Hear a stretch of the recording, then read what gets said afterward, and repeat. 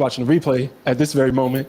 I got my man Money Briggs with me, and we're gonna have some real conversation around topics that are important to the world at large, but particularly about men and about manhood, right? Because I feel like there's an epidemic, right? This is the second pandemic happening, and it's around men not fully stepping into their roles and their responsibilities and their identities as men, and it's causing some issues in the world. You feel me? So I want us to have some real grown man conversation around that. But yeah, thanks for joining me tonight, my boy. Hey man, I am so happy to be here. I'm happy about all that you're doing and really pushing manhood forward. What you have with the Savage 6 challenge and really what that is doing to help men to step into who they're called to be. I think this is going to be a really, really great, exciting conversation. I think it's going to be inspiring. I think it's going to be motivating. And I really think that we're going to help some men unleash their inner savage during this time and speaking. So thanks for having me. I've been looking forward to it all day long. No doubt, bro. I think it's important to establish very early in this conversation that, for one, I just really want men to understand what they have access to, right? When they make a choice, they choose to attach certain things to their identity. I know we're going to talk a little bit more about identity, but the physique that I've been able to build is simply the result of some choices that I made to for one, discipline. Right? Again, we're going to get into these pillars. Yeah. Discipline. I had to attach discipline to my identity, and as a result, right? And there's a systematic approach to this. There's a blueprint. I think discipline can be developed. It can be built. But anyway, as a result of me attaching discipline to my identity, then the body is what followed. Right. Yeah. And so I think that like tonight, what a lot of men will start to realize is that the gap between where they are and where they want to be is something that starts internally before it ever shows up or manifests externally, right? I think that a lot of things that we have men who are really struggling with a lot of internal things that they don't feel the safe place or the freedom to express and vulnerability that I think that that's what tonight is going to really do is it's going to get down into the discipline. It's going to get down into the identity. It's going to get down into how transformation actually takes place. But more importantly, like why transformation is necessary. And I got a chance to catch you live in the last one that you did. And you did a great job expressing that, like why transformation is so big. But for individuals who want to get to the next level, right? The individuals who want to unleash that inner savage, the individuals who are tired of falling beneath their potential year after year after year. This is going to be the conversation that is going to literally thrust them into not just this next quarter, but we're rolling into the next year as well. And that is going to be the domino that literally changes their life. And what you just said is a key that, again, I don't think people really understand that this really starts with, like you talked about, identity. Before you could do the movement, before you could take the action, before you got the current physique, you had to make up in your mind that who you were isn't who you were designed to be. It's not who you were created to be. Like you had to have some level of distress. You had to have some level of angst. You have to have some level of disappointment with that previous stage that you were in, such to the point that something inside of you was like, yo, this ain't it. Listen, this ain't you, right? I remember that feeling very clearly, bro. I remember being in this body that I felt like a stranger in my own body because it didn't match with who I knew I was on the inside, bro. My body was just this barrier that really blocked me from really stepping into myself, right? If that makes sense. So there was such a disconnect there. But you mentioned the inner work, right? And I think a lot of men, like that concept was introduced to me, a few years like ago. It's not something that I was familiar with. I didn't really have conversations around inner work. So when you talk about inner work, what are you talking about in particular? Yeah, man. I think that again, what's on the outside is a reflection on what's on the inside. And what happens is so many men, they make the attempt to change external elements, and they could change the external elements for a short period of time but lack sustainability because the core hasn't changed. You know what I mean? So you literally have to go through a process of transformation, of becoming something new and becoming something different. Here's a better way of saying it.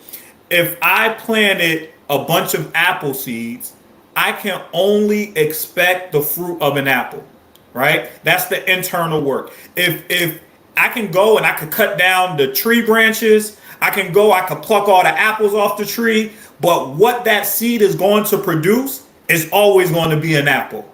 If I want an orange seed, I can't continue to plant apple seeds and say, yo, you're going to become an orange tree. You're going to become an orange. Like, I'm going to hack this off. I'm going to cut this off. No, the external work. So when you refer to the seed, right, is that when we're talking about identity? Is that when we're talking about the mindset, which creates the bodies that you either love or the bodies that you either hate?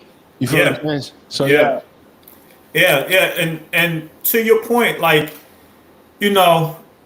I'm from upstate New York. I tell people I'm from New York, but if I'm not from one of the boroughs, you don't think I'm from New York. So I'm from like an hour north of Manhattan. Okay. I'm from it's the most violent city in the state of New York per capita. Yeah, Newburgh. Most violent city in the state of New York per capita.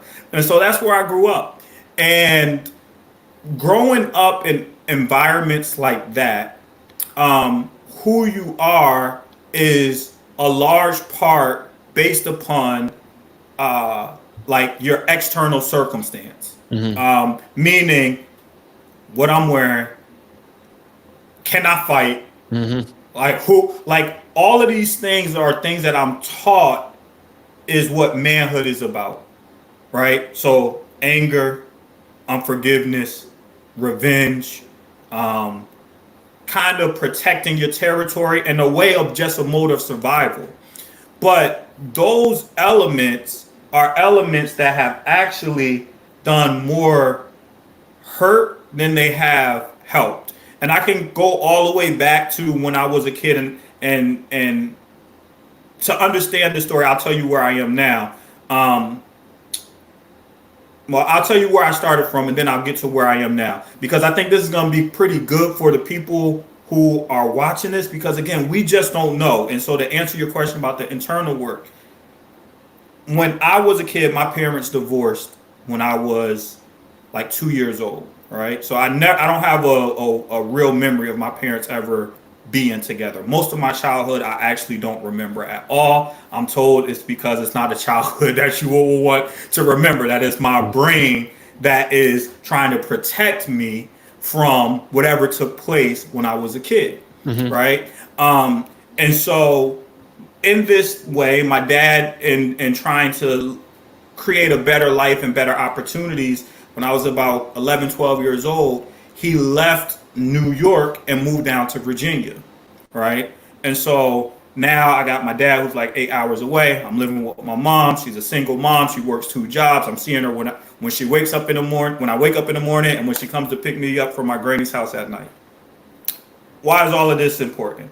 Because when you have 2 parents that you're not around, you develop some aversion in adulthood to abandonment and rejection.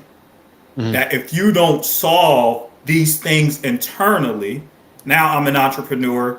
We've created 4 6-figure businesses over a 4-year period. We're actually on like the cusp of our first 7-figure business. So those are things that I can't do if I am still dealing with feelings of rejection. Why? Because inside of business, people are going to tell me no all day long.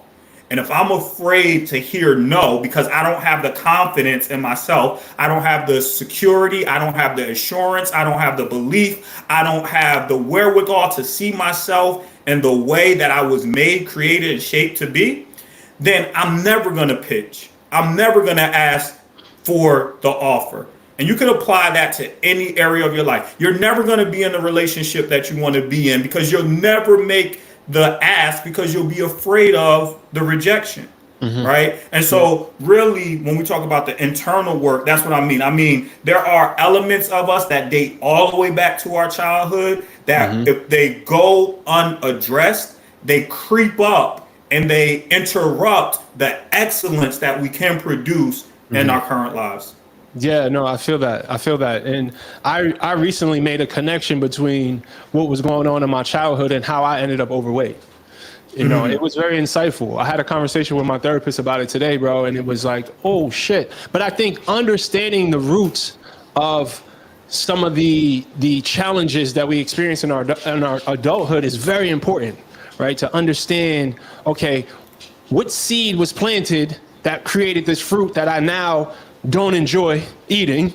And it's like, okay, now how do I change the fruit, right? Oh yeah, you got to change the seed. So, okay, so which brings us to how to address the seed. Like, how do we do the internal work? So when we're talking about the seed, what are we talking about here in manhood? Yeah, so I think the seed of manhood is you got to go back to identity. Here's the thing, right? Identity and purpose are tied together. Based off of something's identity, you can find out its purpose, right? So if I here's a better way of saying it. What is the purpose of a vacuum cleaner?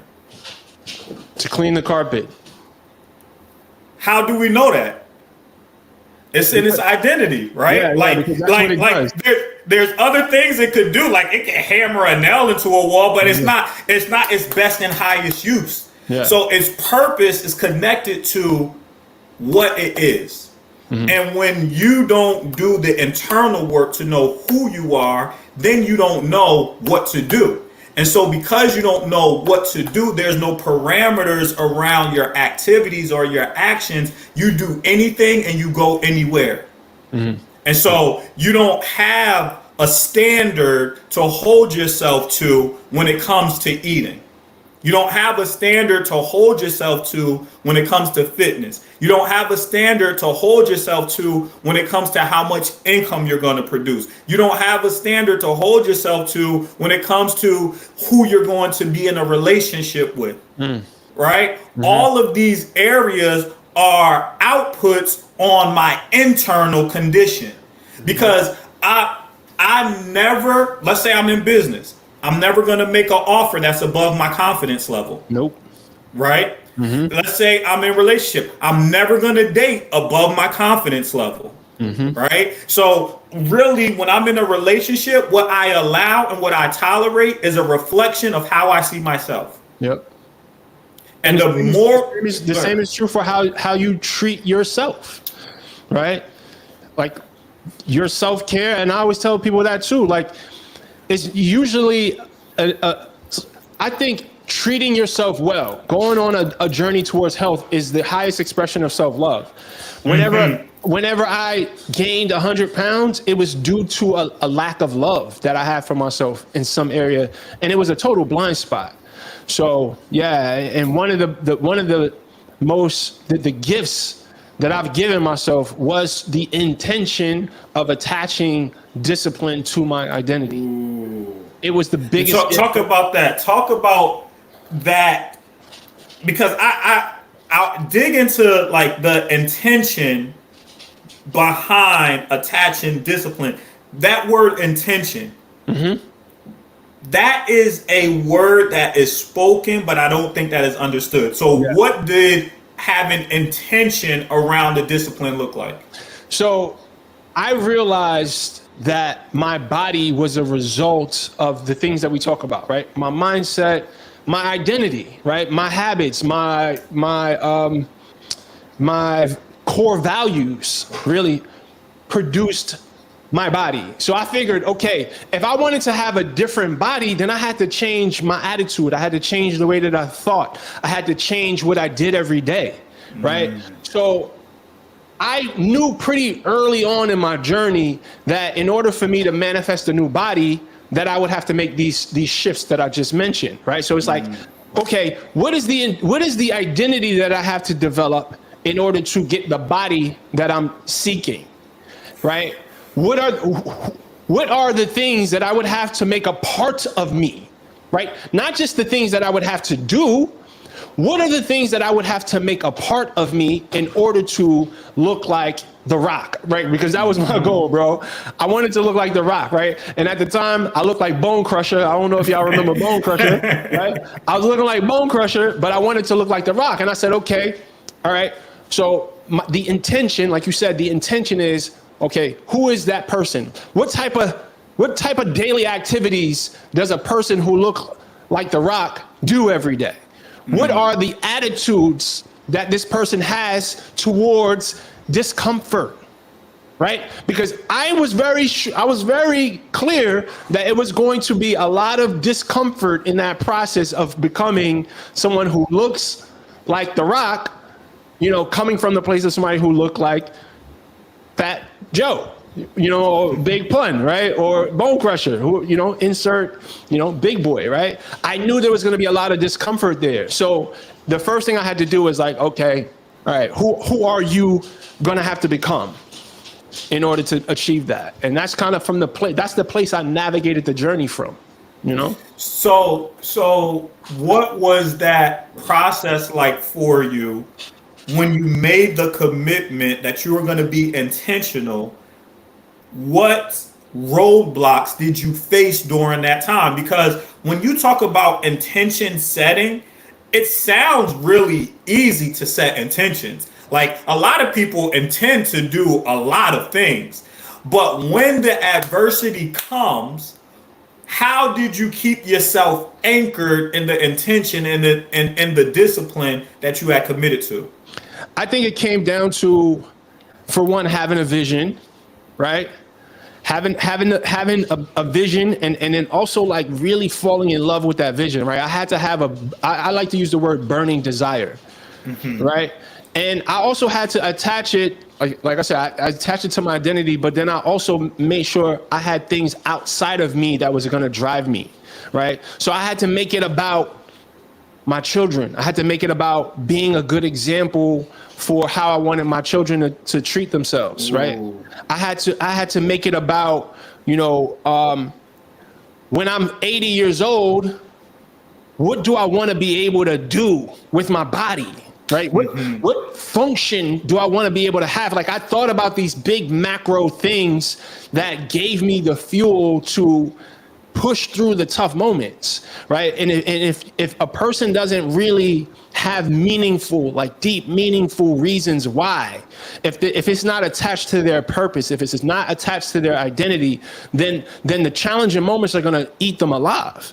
You feel me? Yeah. So that was the thing that sustained me through the tough times. And here's the thing that's pretty cool about what you said even a moment ago, and with attaching this new identity, is in order to become the person that you are now, you had to become a new person, right? And that's something that I'm always very, very aware of. That for the vision that I have, I am not the person that's able to handle that vision right now, right? But I can grow and develop and train and discipline myself into becoming that person. So there are stages that I have to go through, and here's the difficult part for a lot of people, that in order to live the new life, you have to die to the old one. Right? Absolutely. And that dying to the old one and that leaving familiarity is the reason that so many people stay stuck in the same exact place, year after year, decade after decade, moment after moment, birthday after birthday. Everything is staying the same. They have the hope, they have the wish, they have the quote unquote, they think faith. They have all of the things. The only thing that they're missing is action. The thing that is actually going to make the transformation is the action that they are unwilling to take. And that is keeping people, and men particularly, that is keeping men from being the leaders they're supposed to be, from being the entrepreneurs they're supposed to be, from being the husbands, the fathers, the partners that they're supposed to be, is that their inability to commit to an action, right? And not feeling enough weight behind, I'm not living up to my potential. I think that's what manhood, when we talk about manhood and we're talking about identity, and if you're watching this, I advise you to pull out a pen, paper, and take some notes on this stuff, right? Like the core question of who am I? That's identity.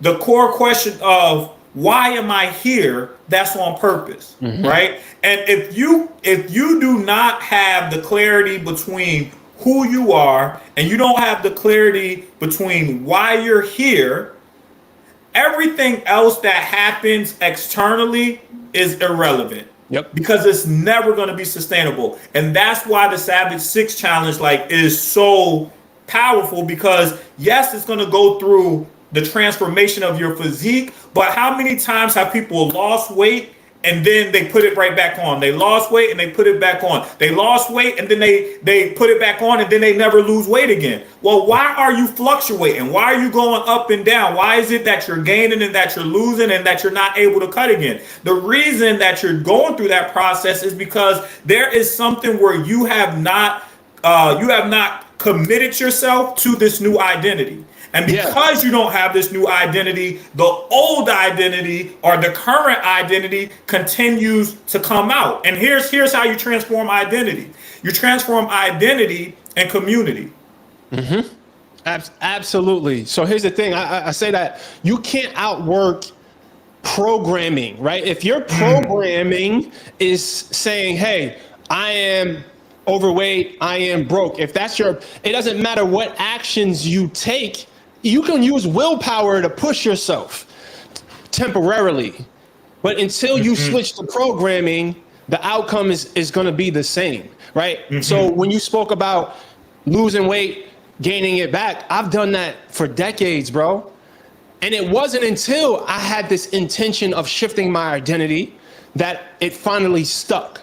So we all know the mechanics, right? We all know, oh, I need to eat this, I need to work out, but that's not the issue for 90% of us, right? The issue is a lot deeper.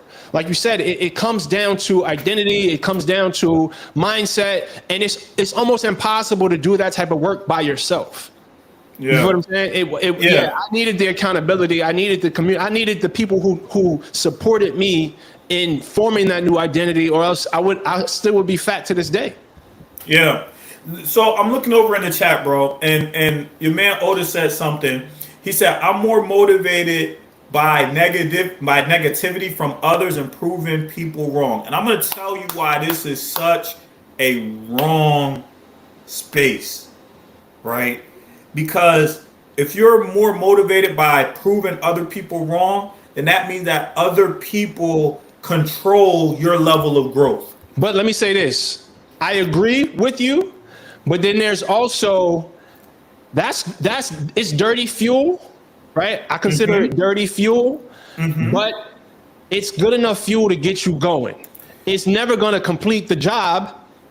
But if that's what you got right now to inspire some action, I say go for it. Yeah, I could agree with that. I'm all about sustainability. No, that's my thing. My thing is because And I'm a big proponent on having the ability to motivate and to move yourself, right? Because I don't want any external influence to push me in one direction or another more than I'm able to jumpstart myself. So now, could it be used as jumpstart? I could agree with that, right? There is emotion, anger, all of those things could be, the dark side could be used to really get you going. When you think about sustainability, when you think about, can I maintain this emotion for a long enough period for me to build something that's long lasting, then that's where it's like, if that's what I need, then I prove this person wrong, and then what happens next? Mm-hmm. Yeah, no. Now I fall back. Yeah, at some point you have to shift the energy source, right? That can start you, but it'll never sustain you, like you said. You will never finish the race with that energy. But it's powerful, man. I see memes all the time. It says nothing creates more bodybuilders than broken hearts. That's true. Yeah. Now look, that is true. That is true. I've gone through some of the greatest physical transformations from a broken heart. Yep. However, on the other side of that, I don't necessarily think I was going in to prove somebody wrong per se. And I know Michael Jordan is like famous for wanting to prove something, like that took him to heights above and beyond, right? Like he was able to use that to muster additional spurts and times where they were needed, right? So I get that, and I understand that. That brings me into a conversation that I'm gonna ask you about. Define to me what it means. What is toxic masculinity? Shit. So the first thing that comes to mind for me is this idea that we're not supposed to feel our emotions or let the world see our emotions, right? So that's the first thing that comes to mind for me when you say toxic masculinity, and also just this idea that we need to be, these stoic lone wolves that do everything on their own, and that we are not supposed to struggle, or those sort of narratives is what I associate with toxic masculinity. What about you? What comes to mind for you? Yeah, I think it goes back into emotions. I think it really goes back into the emotional side of what it means to be a man, and how we aren't permitted oftentimes to handle our emotions in a way that is expressive, right? So I think of, it's a scripture, but it proves true. When I was a child, I spoke as a child. I thought as a child. I understood as a child, right? But when I became a man, I put away childish things. And so we get to a point as men to where we lash out in anger. Like think about that sequence of events, right? That when I was a child, I spoke as a child, I understood as a child, and I thought as a child. That is a reverse order of what a man should do.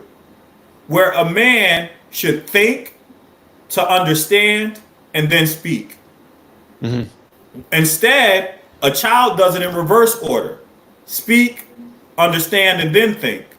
So I think what toxic masculinity is the action externally before ever dealing with the internal issues. So I'm acting out something externally that is connected to an internal battle that I have. Now, I know people, they're accustomed to seeing you talk about weight loss and all of these things. It's like, what are you guys talking about? Here's the thing. I know that you're big on success. I know that you're big on having high success rates. I know that with the Savage 6 challenge, that what we're looking to do is to take 15 men and totally transform their lives over the next 6 weeks. That they show up in their relationships different, that they show up in their business different, that they show up in their career path different, and that we're using the weight loss process to show them that they're capable and that they're able. But in order for them to do this, there are some things that they're going to have to confront. And I think that without this conversation around all of these things, and healing being a deep part of you being able to get over the hurdle to make this a long lasting impact on your life, that the toxic masculinity is the unhealed man that shows up, and then he allows his hurt, his pain to seep out onto others, right? Because the more secure that I am, the safer space I am, and the safer space and environment that I create for all of those that are around me. The more healed I am, I can care better. I can become more patient. I can become more thoughtful, more empathetic. And all of these things are things that are foundations of sustainable success in a way that you could go to sleep and feel good about yourself that night, right? And so this is the thing. There's a saying, it's another scripture actually, but it says, if you have run against footmen and they have wearied you, how can you expect to run against the horses? Like if you run against a man on feet and the man on foot make you be like, yo, I'm tired. Oh, I can't do this. How can you expect to go out and to race against the horses? What does this mean? You say that you want this life that's up here, and this life down here, you ain't got the discipline to maintain it. How can you race against the horses? If the footmen are making you tired, if this level of life is causing you to tap out, and you have this goal of having a 6-figure, 7-figure business, if this is causing you to tap out, you're not going to do well up here. If here you're having issues with personal relationships, and you're saying that you want to be married, you're not going to do it up here. If here you can't keep your word to not put the fork in your mouth at this time using this type of food, you're not going to have it up here. So if the footmen are wearying you, how can you expect to run against the horses? Right? And so like this is the stuff that it gets down into. Can you have discipline? Can you have integrity with yourself on this level to move forward? And that's where the Savage 6 Challenge is like the thing that's really going to propel men who want to be the best that they can be. Like if you know in your heart of hearts that you are living beneath your potential, I don't know how you sit back and you just be like, yo, I'm cool with this.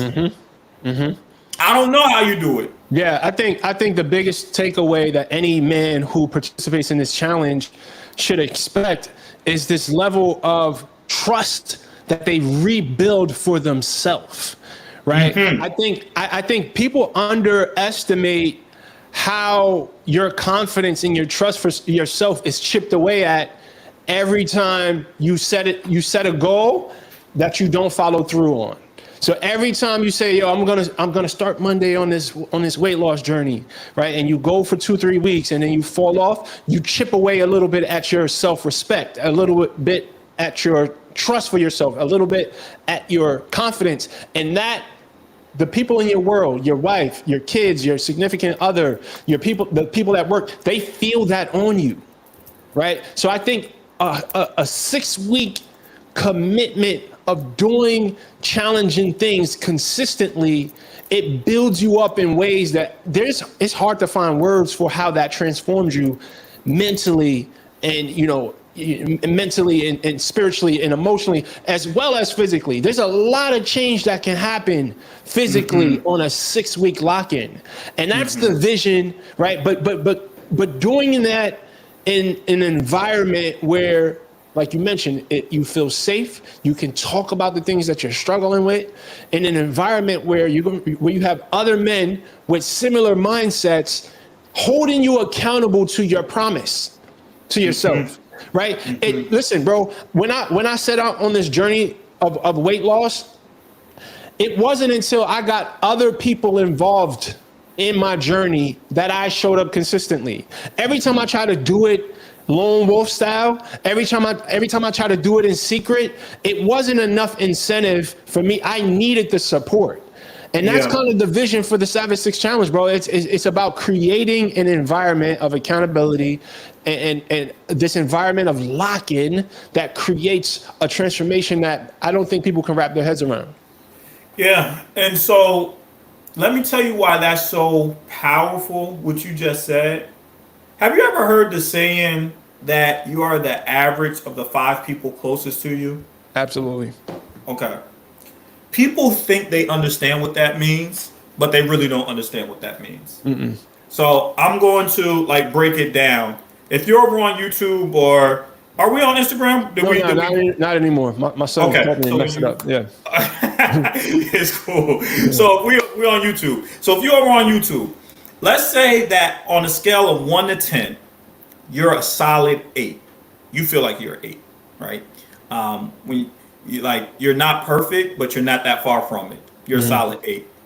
But you hang around people, and let's say 2 of your homeboys are on a scale of 1 to 10 when it comes to where they are on their journey to self-actualization. Let's say that there are 2, right? So you got 2 2s. You got one homeboy who is a little better than the 2 2s, but not by much. He's a 3. And then you got 2 guys that are kind of closer to you, and they're a 6 and a 7. So you got 2 2s, a 3, a 6, and a 7. All right. By yourself, you're an 8. You add this up, right? So you got the 2 2s, the 3, the 6, and the 7. That's 20. You divide that 20 by 5 because you're the average of the 5 people closest to you. So that 20 divided by 5 is a 4. Mm-hmm. When you're by yourself, you're an 8. But when you get around this certain group of people who aren't pushing you to be better, who aren't pushing you to self-actualize, who aren't pushing you to lose the weight, you become half as good as you are as opposed to when you're by yourself. And here's what I mean. When you're by yourself, you're like, I'm going to lose this weight. I'm going to lose this weight. I'm going to lose this weight. And then you go out around people who are doing everything opposite of what you said you want to do. And peer pressure causes you to stay in a space that is now beneath where you are designed and created to be. And so now as an 8, what you have to do is you have to surround yourself with other 8s, other 9s, and 10s. People that are now going to pull your average up. And that's the people who are saying, yo, I'm committed and I'm invested to myself. We talked about discipline earlier, and I had this thought, bro, that, and I want you to build on this, that when you think about discipline, what discipline is discipline is the strength to not give into my weaknesses. Yeah. I kind of use discipline, like I frame it, because there's a lot of ways to kind of frame discipline, but I think it's the ability to choose what you want most over what you want now. You feel what I'm saying? It's like understanding the value of delaying gratification, right, is one of the biggest pillars and one of the biggest gifts of discipline. Because most of, whether that's a successful business, whether that's, you want to save up for a house, whether that's in a good relationship, whether it's the six-pack, it's going to require some sacrifice, right? And it just takes discipline to sacrifice long enough in order to achieve the bigger goal. And yeah, discipline is something that I've attached to my identity very, very early on, and it's been the most transformative decision I've ever made. Yeah.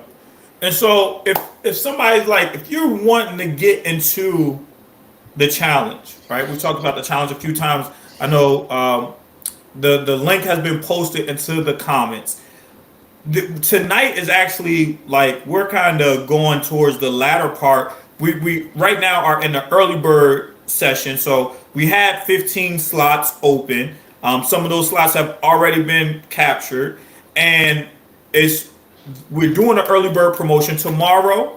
The pricing of getting into the challenge increases. So at midnight tonight, the early bird promotion is over. The challenge is actually going to start next Thursday. And what the challenge is going to do is this 6 weeks, it was strategically created and designed to take you through Thanksgiving. right? It was designed that you start next Thursday, and 6 weeks from next Thursday is Thanksgiving. And so over the next 6 weeks, by the time you're done, when you get to the Thanksgiving table, your family won't recognize who you are because you'll be a totally different man. You'll be a totally different leader. The way that you show up, the way that you carry yourself, the discipline that you have, the obedience that you have to your higher self, the obedience that you have to the promise that you have been dreaming about, and the vision, that obedience is going to be so prominent and so evident that when you show up to the dinner table, people are going to be like, yo, who is this? Yeah, it's going to be oozing from you. It's going to be oozing. Yeah. That's a fact. And I think people undermine how real of a change you can make in 6 weeks. You can become unrecognizable in the matter of 6 weeks if you put yourself in the right environment and you line up the right accountability and you get the guidance on what to do. We've transformed, bro. Like, in multiple areas of our life, we know this process. I know this process. I've written the blueprint over and over and over again, and I've taken hundreds of people through this process, and I've inspired thousands of people to go through the process. There is clear step-by-step actions to take to make yourself unrecognizable in 6 weeks. And this is just, and I'm through the roof excited about being a part of people's journeys in this way. Because again, man, you'd be surprised how much change mentally, emotionally, physically can happen in a matter of 6 weeks. So that's why I'm super excited about this Savage 6 Week Challenge, bro. Yeah. And so here's something around that as well. When you talk about this change and the transformation that takes place over that 6 week period, when you show up in confidence in spaces, when you show up as your best self in spaces, how people respond to you is different. And how people respond to you, like that response that comes from individuals opens up more opportunities for you that you could not get in a lower vibrating state. Right? Like, you start to find people who respect you for who you are, where you are. And that is one thing that you can't put a number to. I can't tell you how much over the last 3 years where I really started working on myself and building, I'd say 4 years, 2020. Yeah. 4 years, started working on my stuff and started building, how many doors have opened for me. And it almost feels like it's so easy for me to just walk into a place and for someone to want to connect with me. And I know that that's from the work that I do repeatedly. Now, here's the thing. If you're going to be a leader, leadership requires separation, right? Because think about that. Like, how can I lead if somebody is not behind me? So I have to occupy a space that is beyond what others can see in the moment, and I have to inhabit that space before other people get there. What does that mean? That if I'm a man and I am leading a company, if I'm a man and I'm leading a department, if I'm a man and I'm leading a household, if I'm a man and I'm leading myself, there is a step that I have to take that is beyond where I currently am, that kind of leaves others a little bit behind. Like, you have to be the first one to take that step out. So it's going to require a little bit of separation, which, again, if you're thinking about transformation, the transformation is going to require separation. Oh yeah. Right? Like, you have to separate yourself from the thoughts, from the habits, could be from the people that are holding you back. You can never allow yourself to be so comfortable that you wind up assassinating your calling. You can never allow comfort to assassinate your calling. And I just know that there are men who really, really were made to be more. And I'm going to be honest with you. what the Savage 6-week challenge is priced at is a fraction of what it could be priced at, which means that we're basically giving it away, bro. yeah. I almost feel like we're doing a disservice to the experience of the challenge by pricing it so low. But that's a whole nother conversation. Yeah, and so you're right, and here's why I said that, because there should be no excuse for an individual who wants to change to make this commitment. That's how no-brainer it is, because it's not just that they have the group and they have the community. It's not like we're gonna be sitting around and just singing Kumbaya, right? Like you have the meal plans that we're gonna show you how to make. Brooks is gonna show you how to make. We have the workout plans that you're gonna be shown how to make. You have 7 of the high value instructionals, and you even give some cheat codes, right? So while we're talking about discipline, it's like, yes, discipline, but also I still like to eat something sweet. How do I do this and still stay true to my goals? Like that's like there's cheat codes in there on how to do that. Then you're getting the community on top of that. So you're getting the information, you're getting like inspiration from the community, you're getting the steps on the implementation on how to actually do this. This is as close to a fail-proof thing that could really happen if you are committed to the process. That part. As long as you are committed to the process, if you follow this framework, I can almost assure you that if you follow this framework, that your life changes. No, absolutely. Absolutely. And it's fail proof if you show up, right? If you show up and you implement, obviously, it's impossible to fail, right? Because we've thought of every pitfall. I've fallen personally into every pitfall there is when it comes to physical transformation and otherwise. And we thought about all of those details, right? We make sure that you have a roadmap that assures that, again, if you commit, transformation is imminent. It's almost, it's like, obviously we can't guarantee because you got to do your part, but the system works. It's been proven. I've been doing it for a decade. But it only works for folks who are ready, right? Who are ready to commit to the process and go through the ups and downs of that process, right? Just being completely honest. It's not a cakewalk, but it's a lot easier with community, with guidance, with, accountability. We need that, bro. I need it to this day. Yeah. You guys can go on my Instagram right now. I personally have hired fitness coaches way after my personal transformation, right? I hired Chris Jones a few years ago, and I had already been shredded. But I just believe in having guidance and having someone who's wiser than me to show me the way. And I feel like we all need that as men. We need it. Yeah. So I'm wondering, I'm curious, I can't see how many people we have here, but I'm curious how many men actually are planning to live a life different in 2025 than what you lived in 2024 and previous years. So in the chat, if that's you, if you could just drop a number 6, like if you're the one that's like, yo, you know what, this really is the last year that I'm going to go through in this condition.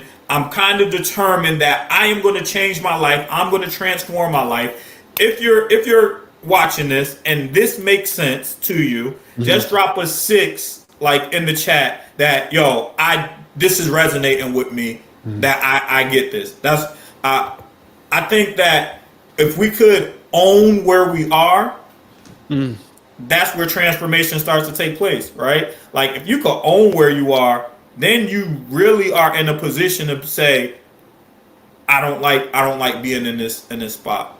And so and I also want to speak to the fact that you mentioned it takes separation, right? I have this thing where I say you almost got to take on a black sheep identity. Right? Listen, man, there was so much ridicule that I got from the people around me during my weight loss journey. And it wasn't until I created a new circle that I actually started to feel like the normal one again, right? But just understanding that it's important. Like I think I would have it would have prevented me from making a lot of the mistakes I made had I had guidance a lot earlier in my journey. If I surrounded myself with people who were going in the same direction as me. So I think this is for sure the opportunity that I wish I had earlier in my journey, because it would have eliminated so much of the heartache. You feel what I'm saying? It would have. I had to learn the hard way through a lot of these things that set people back, and I'm just here because I want people to leverage that experience and not have to go through the heartache that I had to go through. So really, I wish I had this shit in the beginning of my journey, bro. This would have been a game changer for sure. Man, I appreciate you for putting it together. I know what you are teaching and what you are showing. I know how it's changed. My life just living by some of these same principles. For me, it's like I go spirit, mind, body, relationships, finances, right? Like that's been my cheat code from working from the inside out. That has not failed me. That has taken me literally from the hood of hoods, right? Like from the hood of hoods to where I am now. And I applaud you. And even in your transformation, and even in how you are willing to be vulnerable and transparent in your content and with the audience that you have, how much you give freely. And I guess we could kind of start landing around here, but why is it so important for you right now to lead this level of manhood and the growth of men in this experience? So what comes to mind when you ask me that is legacy, right? And I don't think that there's a bigger impact that I can make on the world as a whole than to help men step more into that leadership role, become better fathers, better leaders, better humans.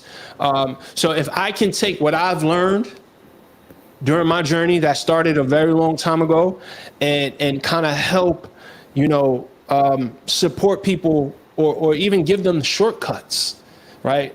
To achieving the higher versions of themselves. I think that's the biggest service that I can make to humanity, bro. Like, not to even get real like macro or like pie in the sky, but when I think about my legacy, I want people to remember me as someone who was a giver, who served people, who contributed to the world by supporting men and becoming the best versions of themselves. So this is me literally getting an opportunity to live my dream by, guiding men through this Savage 6-week challenge, and I want to thank the men in advance for trusting me and for allowing me to live my purpose, because this is what I was born for. Yeah, I agree 120%, man. I'm looking forward to the testimonials. I'm looking forward to the transformations. I'm looking forward to the men who are honest enough to be real with themselves. You know what I mean? And to take this step forward. And not just that, bro, but what it does for their children and what it does for their households. Yeah. That their families are able to experience better quality of lives because these men are showing up in a new way, and they're unlocking new levels of who they are. And man, I can literally talk to you like all night, because parts of me want to learn more about the mindset of bricks, and to understand, like, because bro, like I look at your arms and I'm like, dang, I'm in the gym all the time. I want those freaking arms. And it's like, but I'm sure there's a weight that took place that you had to carry in order to get that. And so people see the outcomes, but when you see the transformation, And it looks like it took place in minutes because we watch it on YouTube in shorter clips. But I know what it's like to, and this is from like in my very small limited understanding. I know what it's like to not want to get up and to go to the gym at 170 pounds, 173 pounds, 75 pounds. Like, I know what it's like to not get up and to go to the gym with that. What it's like to not want to get up and go to the gym at 200, 300 pounds. That's a different level, I'm assuming. Yeah. You know, that's a different level of savage that is required to actually get to that point to be like, yo, I said I was going to do this and I'm doing it. Yeah, man. Like I just was fed up with being that version of myself, right? I realized that I'm not going to be able to get all that life has to offer living it in this body. Right. I knew that very early. I'm like, yo, this is limiting my life experience. Right. And I knew that I had to, like, that was the fuel that drove me in those moments when I didn't feel like going to the gym. Right. I would think about being able to play ball with my son. Right. When I started my journey, my son was very young and he was athletic. I'm like, yo, I need to be able to play ball and run and train with my son. So I thought about those things in those moments when you know, I didn't feel like going to the gym. And listen, bro, I learned very early, because the part of the reason why I was fat is because I always gave into what I was feeling, right? If I was always trying to make myself feel good, feel comfortable. And I knew very early that if I continued to do that, bro, I would die. You feel what I'm saying? Like, I would die. And I want everybody listening to this right now to think about, if you only did what you felt like doing, right? Where do you think that leads you over the next 5, 10, 15 years? Yeah. Right? So that was the main driver for me in those moments, bro. How long did it take for you to actually, because I have this belief that you feel different before you seem different. Like, you feel it before others can see it. How long did it take for you to start to feel it, even though it wasn't showing up in the mirror? Yeah, I want to say it took about 3 weeks, right? Because initially I felt like shit, because you know, I was tired as hell, I was hungry as hell.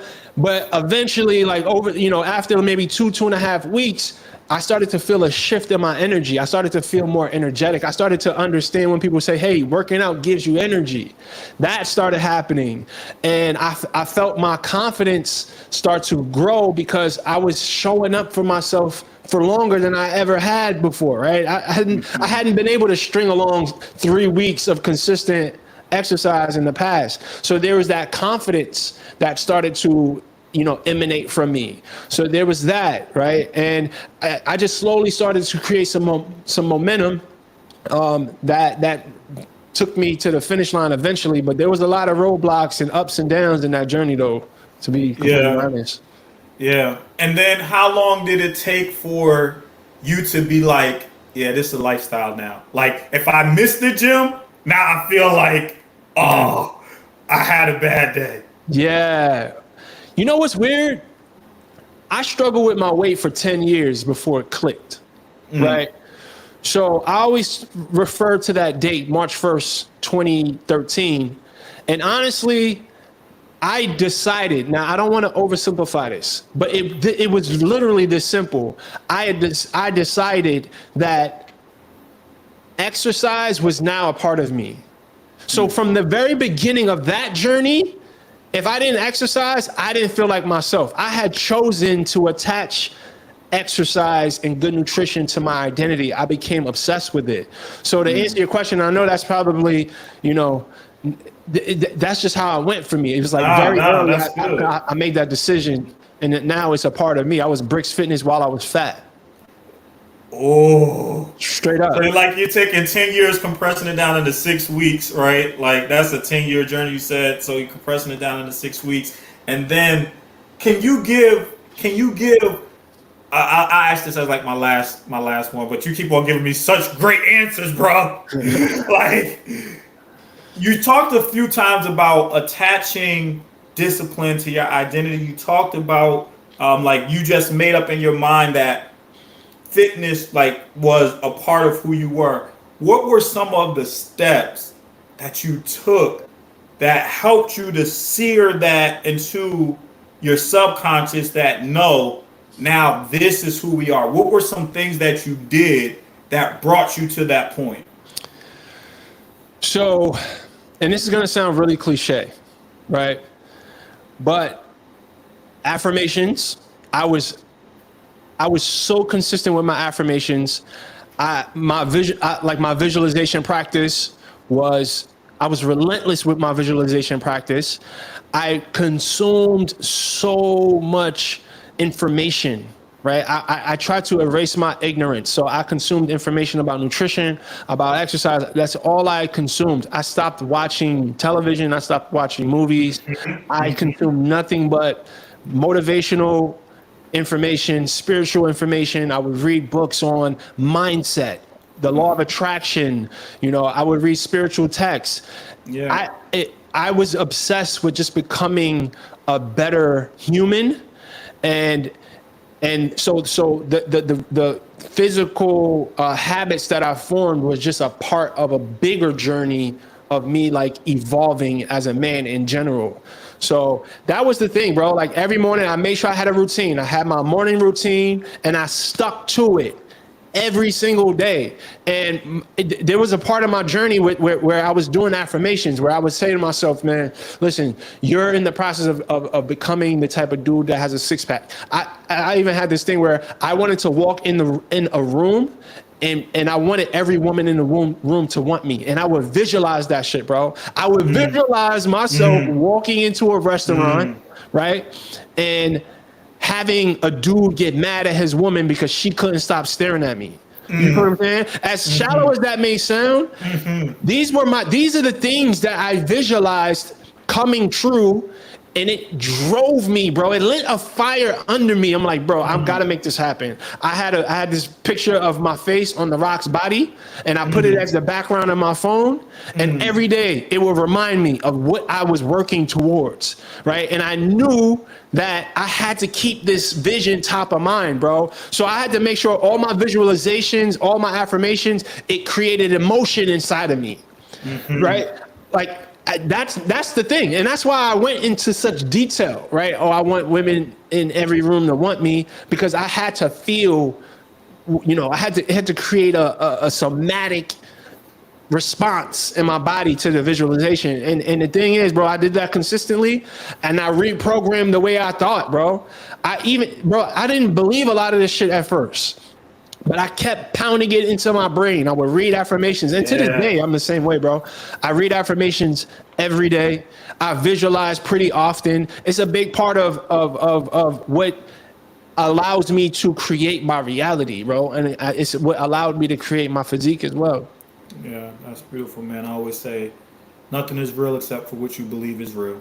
Straight up. You know what I mean? And so with that being said, man, look, I'm looking forward to this challenge. I'm looking forward to the men that I hop in tonight, last opportunity, get it at the early bird promotion.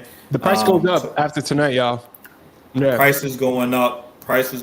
We have a lot of great things that Bricks has prepared to give you as tools, as trainings, as teaching, to really help you to become a whole new man. And so, B, thank you so very much for all that you do for your community and for standing firm on your belief that men and turning men into savages and just being that, yo, I do what I supposed to do even when I don't feel like doing it, as being the savage, right? Especially when I don't feel like it. Bro, especially when I don't feel like it. Straight up. And shout out to and we didn't really get into what a savage is, right? And it's all Yeah. good. But it's about doing hard things, bro, and being comfortable, being uncomfortable, because that's where all the progress, as cliche as that shit sounds, that is where the progress happens. That's where the needle moves. Comfort is a killer. It will destroy you.